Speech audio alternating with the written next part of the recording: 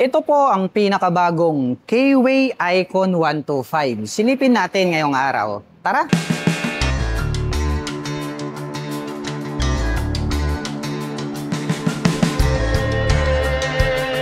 K-Way Icon 125i. Napakalupit din po pala ng pagkakadesign nito pong bagong scooter na ito. At ito po ay naka-fuel injected na. Kaya asahan po natin na matipid na po ito sa pagkonsumo ng gasolina. Titigan po natin ito pong kanyang main headlight. Napakaliwanag dahil nga po naka-full LED na po ito pong kanyang high beam at low beam. At very attractive din po ng pagkakadesenyo nito pong kanyang daytime running light. Nahahati po ito sa tatlo.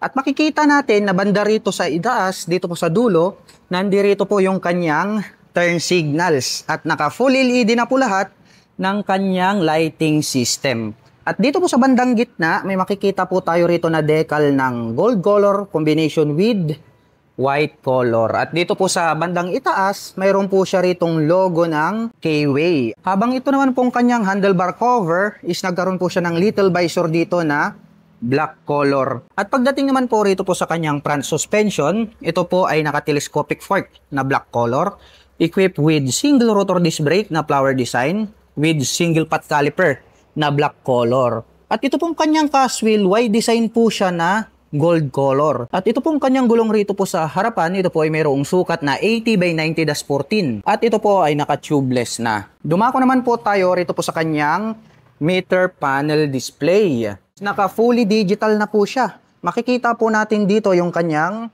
speedometer. Nandito sa kabila itong kanyang clock, fuel gauge, and then yung kanyang trip meter. At nandito naman po yung kanyang RPM sa bandang itaas. At mayroon po siyang light indicator dito po sa bandang itaas. Mayroon po pala siya ritong 2-button selector na kung saan ay pwede nating iset and then iselect ito pong kanyang meter panel display. Mayroon po siya ritong logo ng K-Way.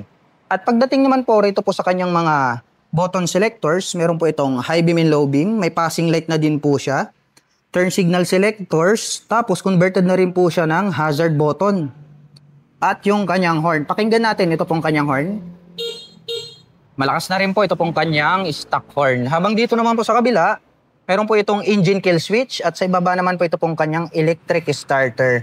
Black color naman po, ito pong kanyang mga handle grip. Itim din po, ito pong kanyang mga brake levers. At napansin ko lang, mayroon po siya ritong park brake lock. At pagdating po sa kanyang ignition, ito po pala ay gumagamit ng smart keyless system o 125cc. Pero naka-smart keyless system na po siya. Bukod po dyan, included na rin po pala rito yung kanyang set button. At dito po sa bandang gitna, mayroon po siya ritong utility hook na pwedeng pagsabitan ng mga plastic bags, etc. At dito naman po sa kaliwa, maluwag po. Ito pong kanyang front pocket. At pwede po tayong maglagay rito ng mobile phones. Kasyang-kasya kahit na bottled of mineral water dito. At bukod dyan, dito po sa bandang itaas, meron na rin po pala siyang built-in na USB Type-A tas Type-C port. Ayan o, naka-dual po pala ito. Silipin natin. O, naka-Type-A tapos Type-C port na po yan. So, gagamit na lang po kayo ng USB cable ay makakapag-recharge na po kayo ng inyong mga dalang mobile phones at gadgets. At ito pong kanyang floorboard is maluwag din po siya. At mayroon naman po itong rubber cover on top na anti-slip kaya hindi ka dudulas rito. At yung kanyang battery compartment ay located po dyan po sa kanyang floorboard. At ito pong kanyang upuan, maporma din po. Ito pong kanyang stock na seat cover. Ayan o. Attractive po siya. Unlike sa other motorcycle na plain lang. Ito combination po siya ng two color. Gray and then dark gray. Yung pagkakatahi, kitang-kita natin na more durable po siya. At ngayon naman po ay sasakyan natin ang K-Way Icon 125 para maipakita ko sa inyo kung gaano nga ba ito kataas. Para po sa mga magtatanong, ang aking height is 5'6". Kitang-kita nyo naman, lapat na lapat yung ating mga paa. Kaya talagang napaka-komportable nito para sa mga tulad ko na 5'6" and height. At sa tansya ko naman ay kayang-kaya po itong i-manage ng mga 5'2" and above. At ang interesting dito po sa scooter na ito pong kanyang rear carrier. Kasi hindi mo na po kailangang mag-aftermarket. Stock na po ito ha. Hindi nyo na kailangang bumili. Pre-installed na po siya. Yun ang kagandahan dito po sa bagong labas na Kiwi Icon 125i. Buksan naman po natin ito pong kanyang upuan. So, i-press lang natin since keyless ito. Press lang po natin. Tapat lang po natin yan dito sa set of course. And then, click po natin itong set button. Once po na nag-click, it means bukas na po ito. Maluwag din po pala. Ito pong kanyang set storage. Marami na rin po tayong mailalagay rito ng mga personal na gamit. At dito na rin po pala located ito pong kanyang fuel tank. At ito po ay mayroong fuel tank capacity na 4.5 liters. At mayroon naman po itong fuel consumption na 45 km per liter. Dito po sa bandang ibaba ng kanyang upuan, nagkaroon po pala ng V-shape design dito, tas 3 butas na kung saan ay pwedeng pumasok yung hangin. Para just in case po na mainit na yung makina ay mas makakatulong po siya para lumamig. At dito po sa kanyang side profile, naka-emboss tong part na to.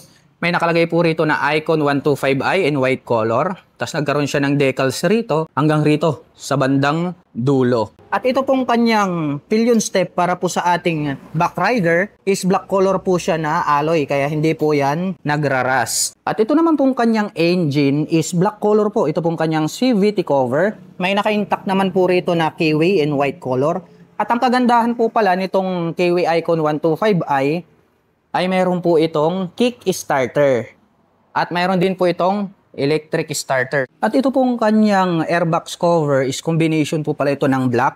Tapos gray color, may nakalagay naman po rito na Kiwi. At ito po pala ay gumagamit ng single shock absorber para po rito sa kanyang rear suspension. Black color naman po ito pong kanyang coil spring. At ang kanya naman pong rear braking system ay naka-drum brake po ito. Gold color po, ito pong kanyang white type na cast wheel.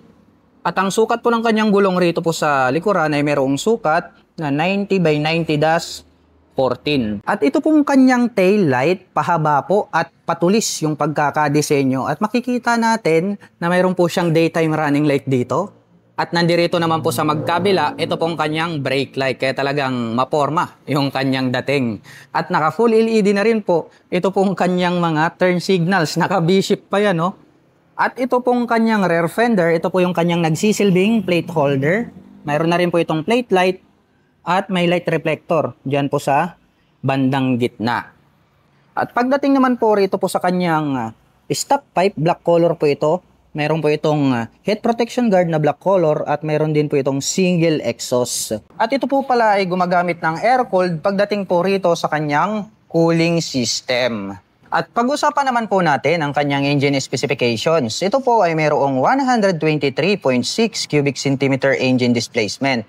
Naka single cylinder, single overhead cam, 4-stroke with 2 valve. At ito po ay nakakapag-provide ng maximum power na 9.39 HP at 7,500 RPM. Habang nakakapagbigay naman po ito ng maximum torque na 9.5 Nm at 6,000 RPM.